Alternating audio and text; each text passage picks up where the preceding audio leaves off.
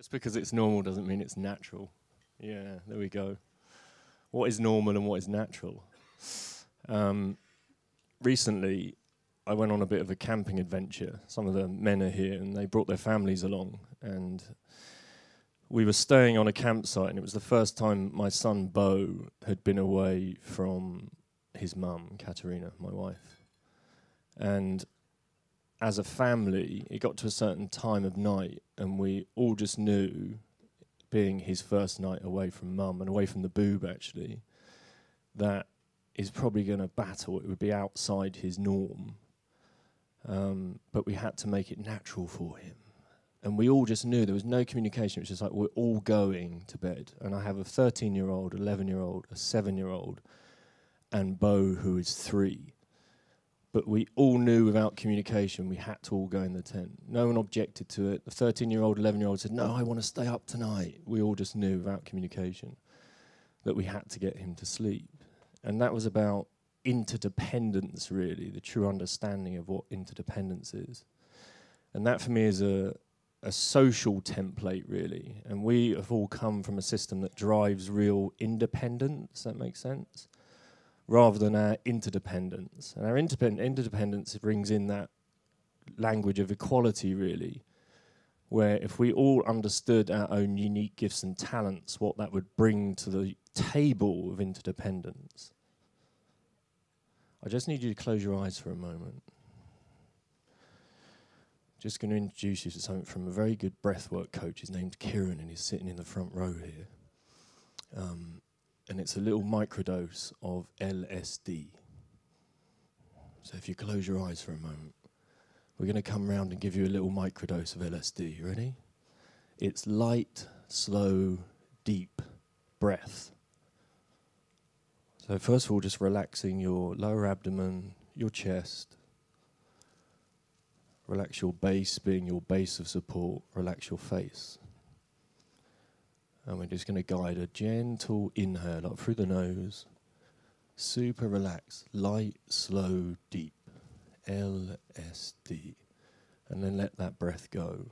And that breath out can be a ah, or it can be a ooh, or it can be whatever it needs to be.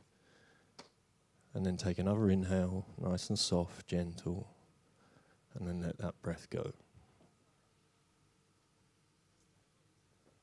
And just stay in that gentle rhythm of breath for me, just for a moment.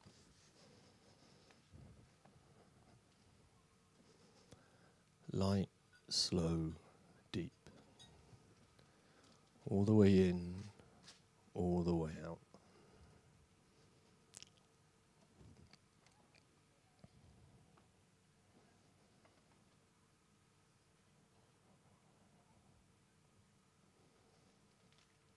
Okay, let's take a deep breath together all the way in. And a big, long and one more, all the way in.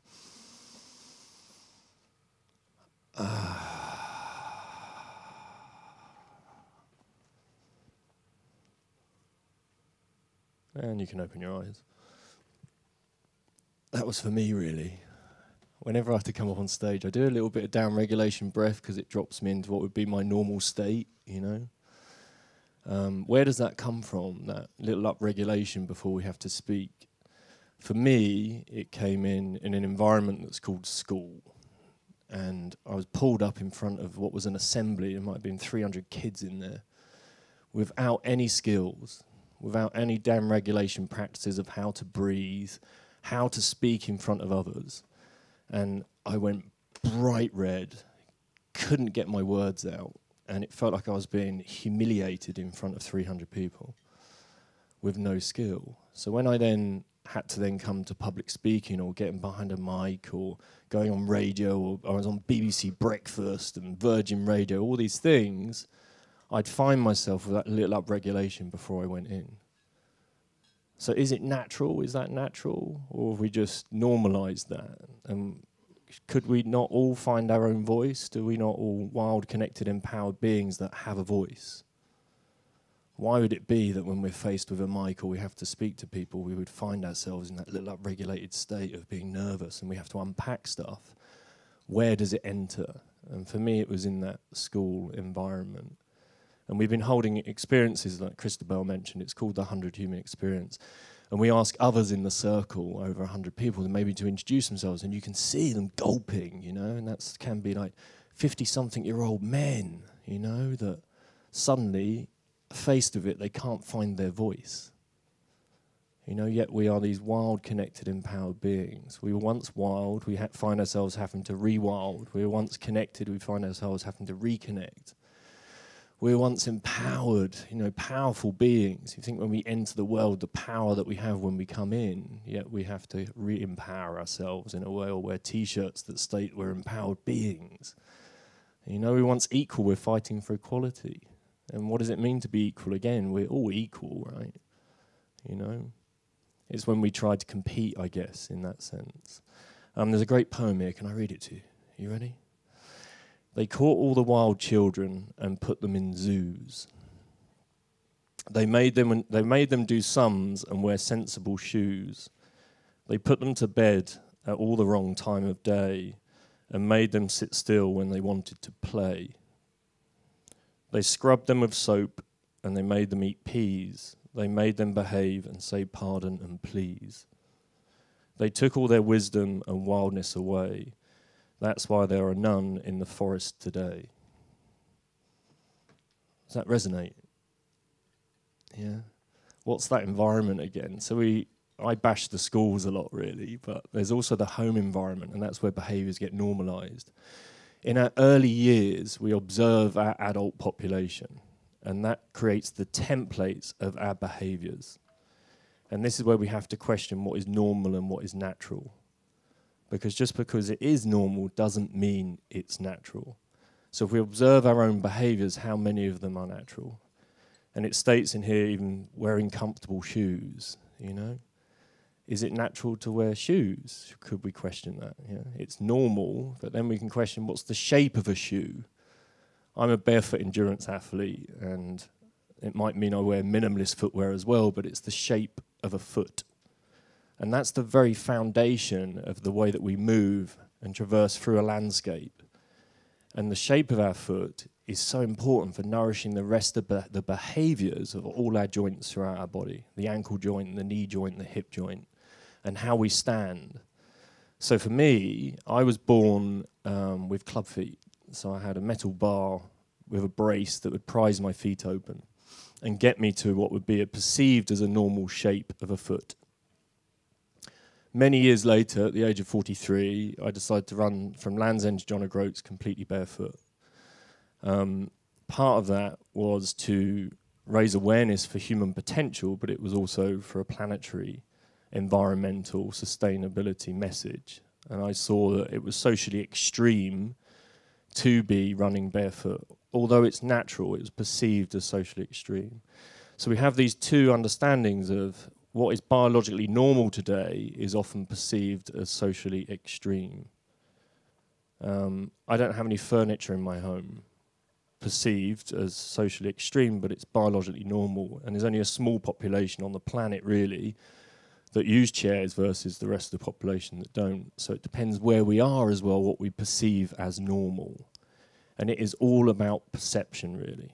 You know, how many Tonys, is Jeff here? This is my friend Jeff's work. How many Tonys are here? How many Tony Riddles are here? There's a Q&A involved in this. Kieran, how many Tony Riddles are here? 1, 2, 3, 4, 5, 6, 7, 8, 9, 10, 11, 12, 13, 14, 15. I guess 30. Maybe 40. Because you all have a different perception of me. Yeah? And your perception has been shaped by what you've normalised. And what you've normalised has been brought in by your early templates, really. It informs your decisions even of today.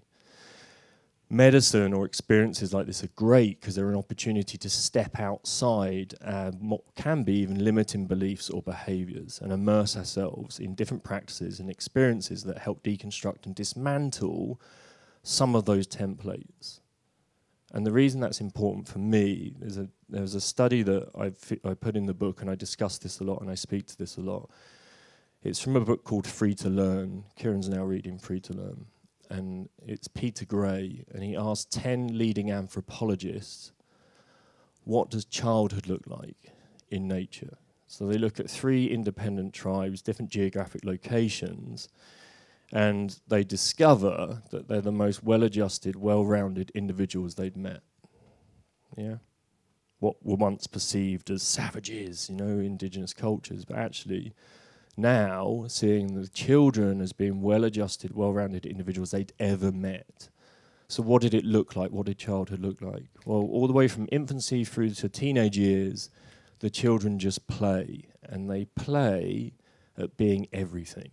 The plants, the rocks, the animals, but they also learn everything about their adult population, how it is to be the adult. So they're learning to track, to forage, to build shelter, to build fire, but they're learning it through an act of play, a playful state of mind that then informs them to be an adult. It gives them all the templates that they need to be the adult. So we could then argue, are the adults then also in a state of play? If they just walk straight into adulthood with all the tools and the modalities they need to be adults. Why is it such an important study? It's an important study because we realise then that the earlier years are observing us and our behaviours and playing them out. So if we really want to bring change, cliche, we have to be the change. But we have to start normalising nature, our very behaviours. So we have physical, social, spiritual needs, let's say. So let's think of food as a need. And let's look at nature versus what we've normalised for food. And we can bring movement into this because I'm from a movement background. And to move and forage and find food would mean being really sympathetic to the landscape and understanding it. Moving, traversing through that landscape with a multitude of movements that really enable us to express our physicality. Soft, gentle touches to the earth, barefoot, microbiome through the feet, senses open through that experience, nourishing all our posture and our movement practice. Think of what pulling and pushing must look like. I have to climb, I have to carry, I maybe have to throw, I maybe have to run, crawl, all these different movement practices. That's not looking or alerting ourselves to the senses that are awake or the microbiome, the introduction of that. That's just the movement alone. Then we move to farming, say 10,000 years ago or 6,000 in the UK. What did that movement practice look like? It suddenly become more specialised, right? So we become specialised. And what did pulling and pushing look like? Johnny, what did pushing and pulling look like? Let's say, take our minds back to 6,000 years ago as a farmer, what would it be?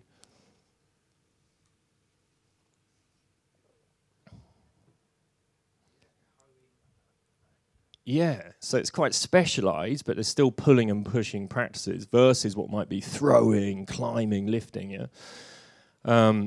Now we fast forward to what I call the zoo, the human zoo. What does it look like?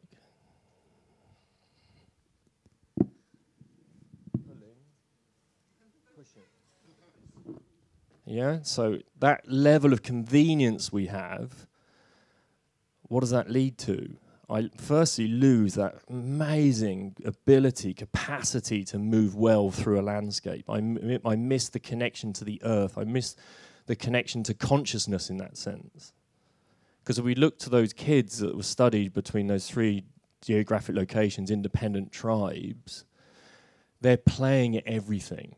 The plants, the rocks, the animals, they're immersed in everything. And through play, that experience, I would say that's probably the closest we can get to one consciousness, because you are everything, right? And this, pulling and pushing, is so disconnected from our food systems, our movement systems, our level of connection to everything we have and possess. But we have such a deep connection to this possession, you know? But it's normal for us. So we have to understand, we have to start weighing up what's normal and what's natural. So movement alone, what's natural, what's normal today. So we are a indoor generation, I think we're labelled as, right? 95% of our time indoors, 5% outdoors. So just look at that for a template of what's natural, what's normal. What do we do in that environment? What do we do mainly in those environments that are linear and square and void of sensory information or microbiome? What are we doing? We sit, right? Or we lie down. And then how divorced are we? But it's incredibly convenient. That convenience, unfortunately, leads to discomfort and inconvenience over time. And there's some very important studies that came through from, there's a barefoot brand called Vivo Barefoot. And they looked at foot behaviour and foot strength. So they had participants would wear barefoot footwear for a period of 6 months. And they noticed by returning back to being close to barefoot, as in they're in barefoot footwear, they had a 60% increase in foot strength. In the elderly, a period of 6 months, these are over the age of 60, they had a 40% increase in balance. Okay? So 40% increase in balance, 60% foot strength. First of all, we should be questioning, oh my God, why would I put kids in something that would take away 60% of their foot strength, that would lead to, that foot strength leads to nourishing those movement capacity again, the way we walk, the way we run, the way we jump. But then in the elderly, if you're over the age of 65 and you fall over and you break a hip, you are 40% higher risk of dying in that year. Yeah. So first of all, we're robbing ourselves of our potential, perhaps. And I know all about that because it took me a period of time to go from wearing compromised footwear, or, as the poem suggests, sensible shoes, to then going barefoot and then discovering my potential that I can run these extraordinary distances and become an ultra endurance athlete. You know, so what are we robbing people of by wearing footwear that's compromising their strength? And what are we doing to then, in our elder years, of putting ourselves in a real position of vulnerability? It's convenient and it's comfort, you know, but we have to now, where we are today, with our level of convenience and comfort, we have to go in search of it, discomfort and inconvenience, to remain fulfilled even. And fulfillment really is about needs, right? Physical needs, social needs, spiritual needs. Physical needs, movement is one. Name me another physical need. What do we have? Yep, human connection, contact, skin on skin contact. What else? Food and drink. Sleep. Okay, let's go to sleep, right? Because I haven't had much over the last couple of days. I've been challenging the sleep studies, because the sleep studies, who's heard we need 8 hours sleep? Yeah. What does it feel like knowing that you don't get 8 hours sleep? Stressful, right?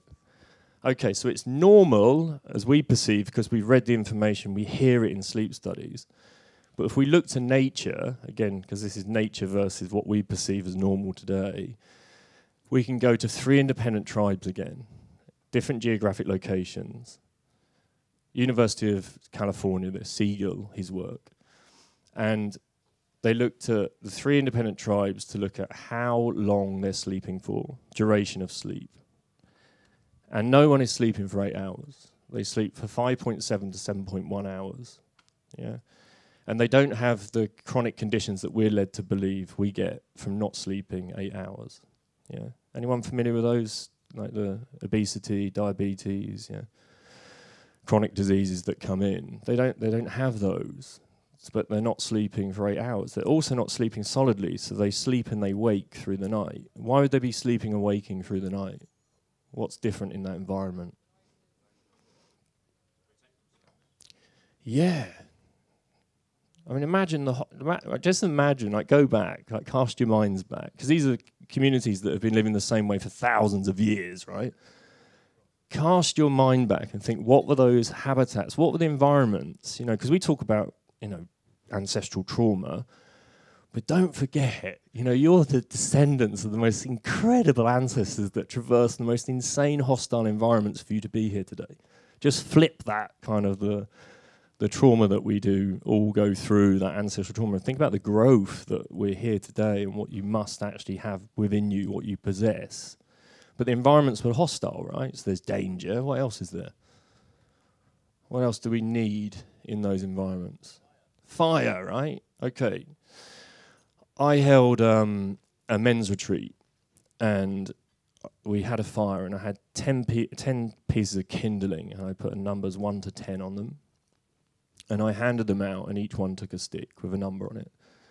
And it just happened I ended up with number 1. So I was the first one to light the fire. But I said, okay, so that's my stick. I have to tend to that fire for the hour. Then I have to go and seek out number 2 and get number 2 to come to the fire. And number 2 looks after the fire. Went all the way through till 6 a.m. in the morning. Firstly, not one of those guys complained about not having a great sleep. They all loved it because they got to sit by a fire and just be, right, present and just tend to the fire. It was like a rite of passage in a way. But you can't leave a fire. You have to keep looking after the fire. I have bell tents, wood burners in them, and you cannot in the winter, you can't let the wood burner go out because you're in a tent, right? It's not like a house where it contains the heat in the brickwork. So you have to tend to the fire. So you can't be sleeping for 8 hours if you have to look after a fire. So they go to bed at different times, and they're all waking and sleeping at different times, right? So one of the studies shows that over 220 hours when they're looking at their sleep pattern, that they're only all asleep. They're only all asleep together for 20 minutes. Yeah? It's this all the way through. So again, why don't they have the chronic conditions?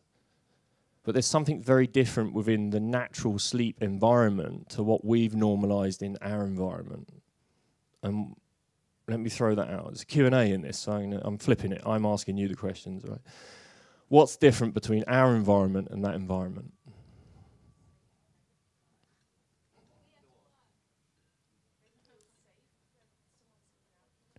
There's safety, yeah, there's safety in that. What else?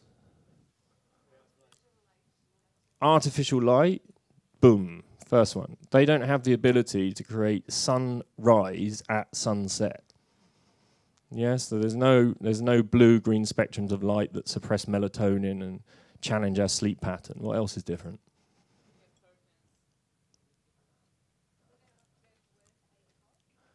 Well, actually, they start work really early, and they probably work for longer hours, you know? And they're very physical in their expression. Sleeping on the ground, right? So they're grounded. Temperature. What else is different? So we have temperature, grounding, lighting, traffic noise, noise pollution, right? Yeah. Air. So air quality, we could call that, right? Yeah. Not looking at the phone before bed, but the phone is like a representation of something else, right? It's like a fire to us, right? So we can understand that. What was happening around the fire? What was that like? What do you think would happen around a fire?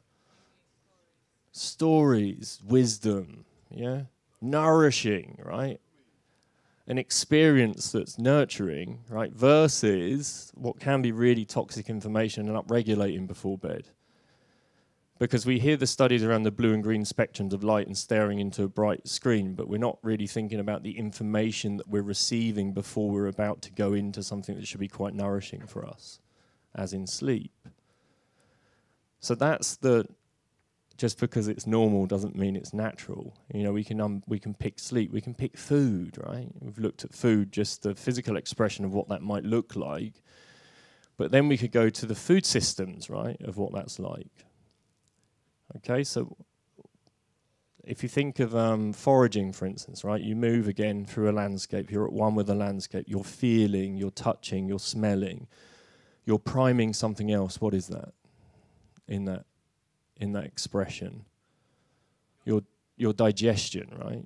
And we're in a down-regulated state because we're in nature, and we know nature studies suggest that 20 minutes in a natural environment lowers our heart rate, lowers our blood pressure, which then would prime our digestion because we're down-regulated, which is rest and digest. We're also smelling the foods that prime our digestion. I held a retreat, my first retreat. It was a rewilding retreat. It was on the Isle of Wight. And I invited a mindful coach, and his name was Mindful Martin. Brilliant, right? Well, no, I called him Mindful Martin. His name was Martin. I was like, this is Mindful Martin. And Mindful Martin bought a bag of raisins. And he asked everyone to put a raisin in their hands, and you have a raisin in your hand, and you play with the raisin in your hand, and you move it around, and you feel it, and you touch it, and you're allowed to get it closer and closer to your nose and your lips. And you're playing with this, and no word of a lie, the raisin ends up about the size of the head of that mic by the time you're done playing with it. But you're salivating, like all your salivary enzymes are up because you're priming your digestion. And you notice all the little details, the wrinkles, everything of this raisin. And by the time you get to eat this raisin, it's the best fucking raisin you've ever eaten in your life. It's probably like the first one as a child. Yeah, raisin! Like that kind of expression. And it's priming digestion. So if you think about that from a foraging perspective, so if you can get out and forage, or if you can make a connection to your food, and when you're eating is to try and bring back that same sense of being down-regulated because you're priming your digestion. And what can we do for that? What can we do to get down-regulated before we eat? We can breathe. We can microdose on LSD, right? Yeah? Light, slow, deep breathing just before you eat, because you'll prime the digestive system, which brings it into natural, right? If we then flip it and see what we've normalised, so who's familiar with this? I lived in London, right, so I was very familiar with this. I would witness people running, crazy running to get to a tube that might be the next one in 2 minutes' time, right? Put themselves at risk. I had one guy ran down the stairs, slipped over, crashed on the ground, and then got up, dusted himself off, arrived, the tube doors are shut and it'd gone off, and the next one arrived in 2 minutes. Totally upregulated, right? Can't judge him, who knows what he was running for, right? But then grabbing food on the way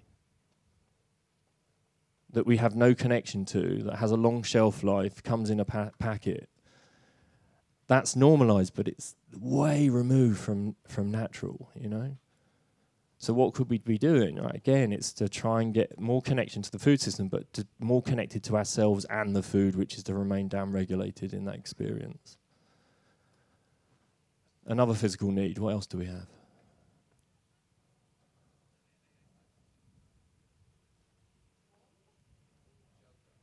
Shelter, right? And shelter's a very interesting one. There's who knows how to build a shelter here? Who knows how to locate where to build a shelter? Yeah. What would you be looking for?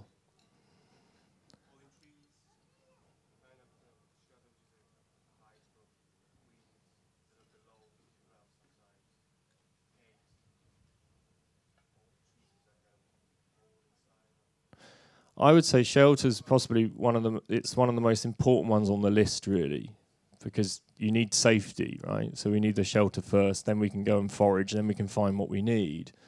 So the fact we've totally removed from, well, a small number of people know how to build a shelter, right? But yet, what do we spend most of our income on? Shelter. What do we sacrifice most of the other needs for? So we find ourselves, I can't get the foods I want or afford the foods I want because I'm paying so much for shelter. I can't provide this because I'm paying so much for shelter. So we're in there's a little trap there for us, right? But it's understanding simple practices like building shelter ticks a box that makes us internally more fulfilled. Social needs, this is where those templates come in. So again, how we perceive those environments. And for me, this has been the most important pillar for me to hone, because I am a parent to 4 kids and they're unschooled. So they haven't gone through the schooling environment that really normalizes the templates, right, of what we perceive socially norm today. We can really tune into what's biologically normal with them to an extent within our environment. But that's essentially how we view our physical and spiritual world, is through those templates, right, and those observations. And it's very playful again, how we find that experience. I'd like to play a bit today, because I love play and expression. So we're going to have a little play with our physicality. We're going to play with human contact. We're going to play with eye-to-eye contact. And we're going to play with the dirt and the grass as well. Because we are nature, right? So it's important to have that expression and reconnect to it. So firstly, we're going to try something around human connection and our social template. Virginia Satir has a model around human contact, and it's 4 hugs for survival, 8 hugs, 4 hugs for survival, 8 hugs for maintenance, and 12 hugs for growth. So I need you to get 12 hugs. Let's start with that. Go.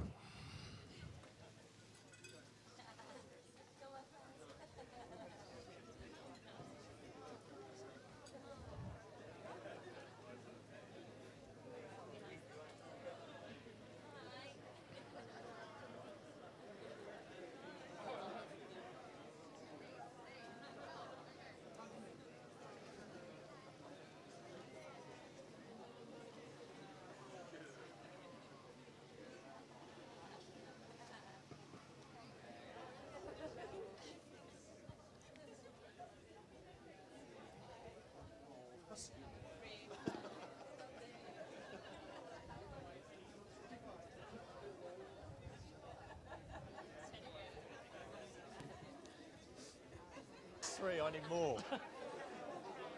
I need some more. Yeah, that's 4. There we go.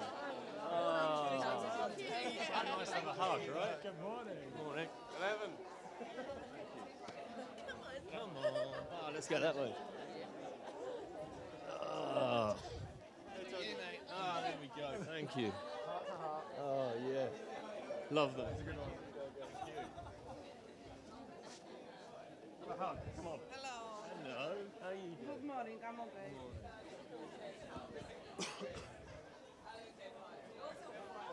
Raph, let's have a hug. Hey. Over. Hug. Come on.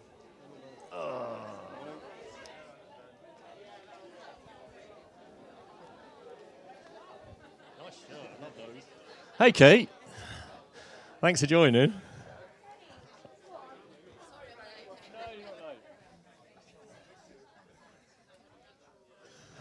Okay, how are you feeling after 12 hugs?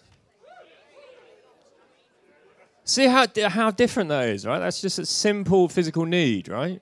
Well, it's a social need, it's a physical need. Is it a spiritual need? Yeah, right? Is it a spiritual need to walk barefoot on the earth? Do we make a connection to the earth that way? Yeah, okay. So they could all be overlapping if you think about it, you know? So the food, again, is it a spiritual connection that we can make to the food system? Yeah? Okay. So how do we get better at digestion again? What can we be doing? LSD, right? If we have to get behind a mic, what can we be doing? LSD. So anyone that's new, we might have to explain that one. So LSD, light, slow, deep. It's breathing. Yeah. I know it's Medicine Festival. Medicine. Great experience. I'm so pleased to be up here, and thank you for the invite. It's beautiful here, isn't it? Yeah? Who feels like they've gone through something or going through something? Yeah. So it's great to, again, step outside those everyday, right, behaviours, beliefs, not to get trapped into the kind of conditioning of what I would say is that running to the tube, that kind of expression, bringing it back to who we are. And what are we? We are innately wild, connected, empowered beings, right? Remember, it's in our DNA, right? To be these extraordinary beings. Think of the landscapes, the environments that you've ancestors had to traverse for you to be here now, right? So to honor them is to actually be here now, right? And the way that we can do that is things like LSD, but improving our physical capabilities, how we move, having a better connection to nature. And what happens when we have a better connection to nature?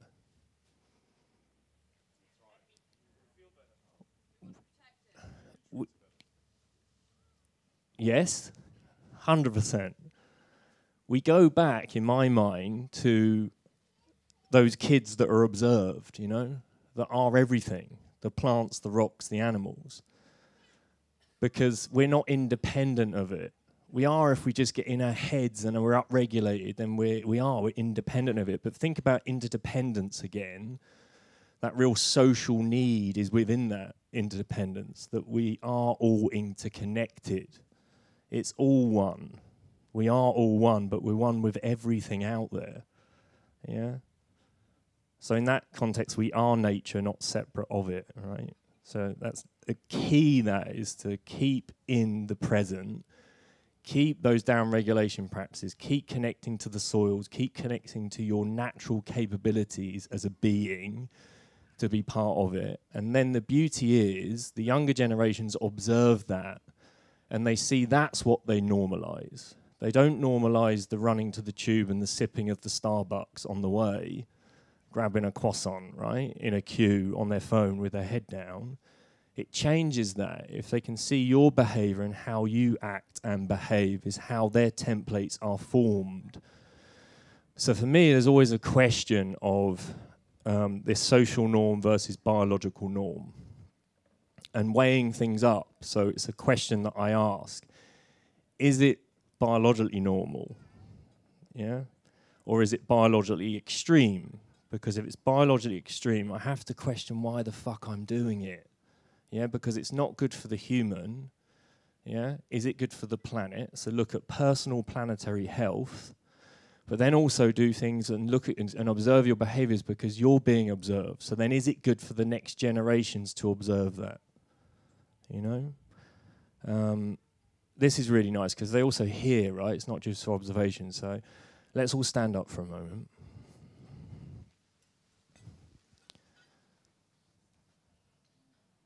Okay, we're going to have a little play with this. And it goes like this. I am an innately wild, connected, empowered being. Now we're going to go up, right? Because we want them to hear us. We want the whole of medicine to hear us, right? I am an innately wild, connected, empowered being. It's a fucking massive festival, okay? Go again. I am an innately wild, connected, empowered being. Okay, now we want, where are we? Near Reading? Right, we want Reading to hear. You ready? I am an innately wild, connected, empowered being. Okay, next one's for the UK. Go.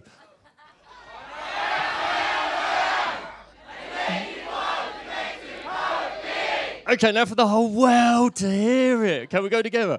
I am an innately wild, connected, empowered being. Yes, you are.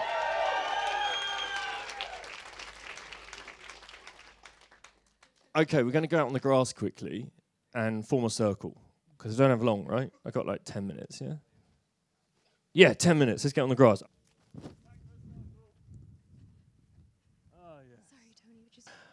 Okay, so now you got to make your way to the other side of the circle, and we're going to do a little hip bump with as many hips as you can find. Go.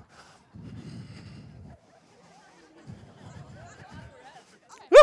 Woo! Woo! Woo! Woo! Woo! Woo!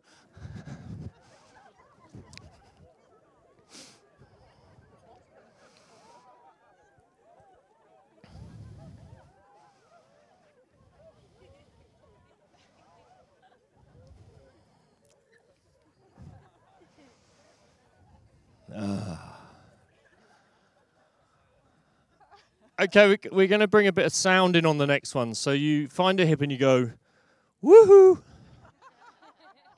Okay, so it might sound like this. It might go, woohoo, woohoo, go.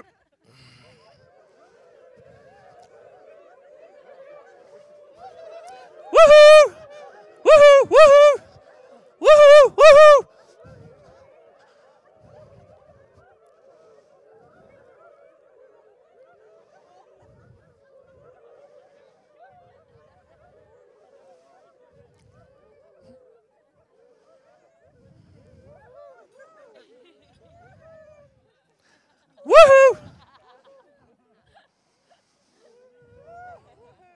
How's that feel? Oh, amazing, mate. Okay.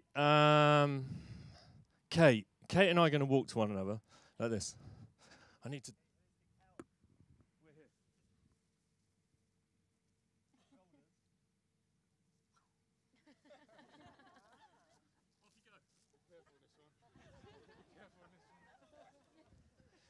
Real drama in the.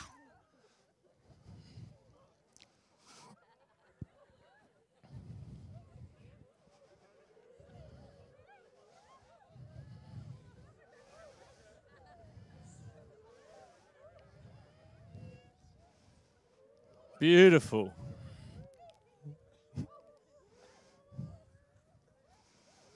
Feels nice, huh? Oh.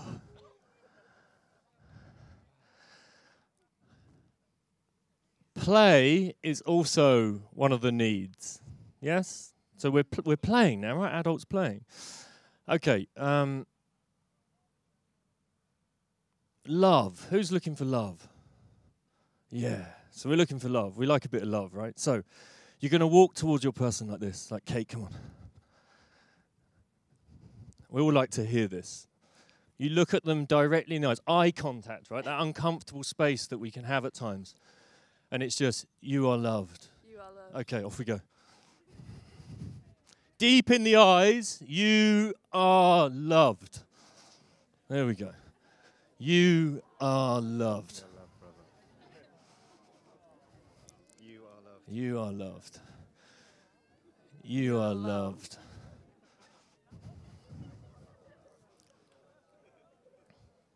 Ah, you are loved.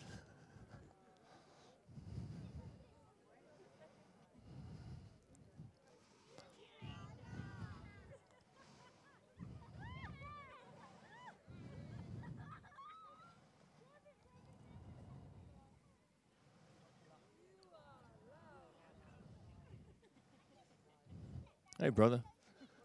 You are loved. You are loved. There we go. Okay, next one. Just hurry it along with the love. Come on. You are enough. Off you go. That's enough, not an elf. Enough, okay? You are enough.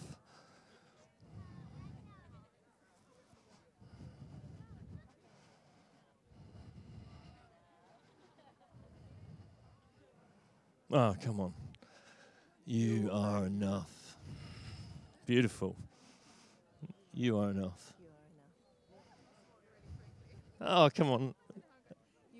You are enough.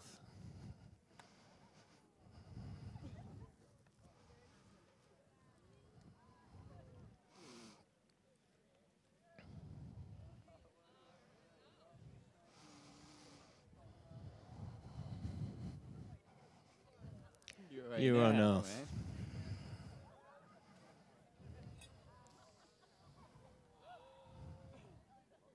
Right? Nice, huh?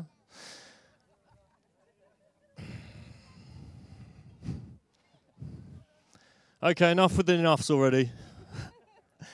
So, at home in the mirror, because we all need to hear that, right? I am loved, I am enough. But it has to be internal, right? That has to be, rather than looking externally, we have to have that within. In the mirror, in the morning, first thing, you are loved, you are enough. Very powerful practice, right? Just even to look in someone's eyes and just have that eye contact with those words is very powerful. So have that with yourself in the mirror in the morning. I think we're going to do like a group hug. Let's do a group hug. Let's get in the middle because my mic time's up. So we're going to get in here. It's got to be like a proper one, like, you know, like human contact. This is where we're all questioning our morning breath. Okay, let's try this because I'm incredibly grateful that you all rocked up at 9 a.m. after like Saturday night at a festival. Because I was even questioning it myself. I had to do a bit of breath work before getting it. So, let's try this. I am grateful. But for the whole world to hear, so it's going to be, I am grateful! And again, I am grateful! One more. I am grateful! Yeah!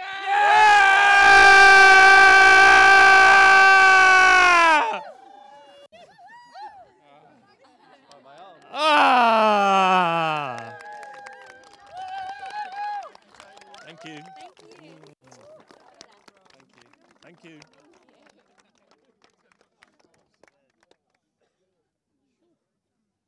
That was fun. We did it. Whoop.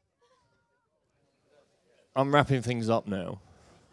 So I'm just going to stay with this weighing up the biological normal versus the biological extreme. Just keep that in mind, you know, just to observe your behaviour, your beliefs, and get to experiences like this, festivals like this, because it really is an opportunity to step outside the everyday and those normalised templates. And always remember, you are loved, you are enough, but you are wild, connected, empowered beings, right? We carry so much, guilt, shame, everything, but go into that, flip it, you know, that we are these incredible beings. We're all here for a reason, right? What brought us all here? You know, how many of us are on the planet right now? How many? No, is it too many? Or is it that we're all here at this time to reach that level, to bring around shift and change, right? It's extraordinary. We are extraordinary beings. Just keep going into that. It's in your DNA, right? It's a narrative of our evolution to be these extraordinary beings. Finding your voice, finding ways to express yourself, but finding ways to tap into what your unique gifts and talents are.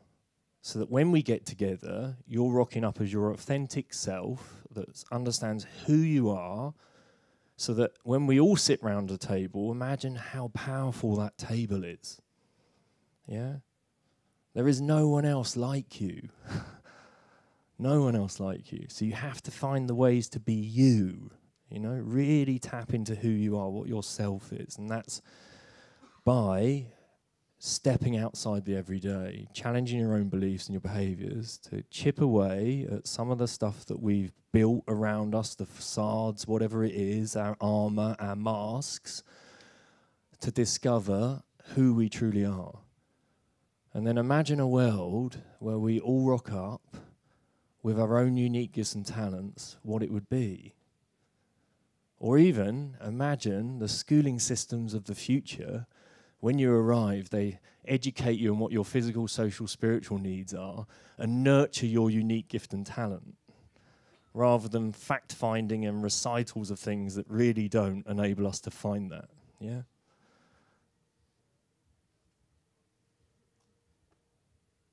That's it from me. Much love. Thank you.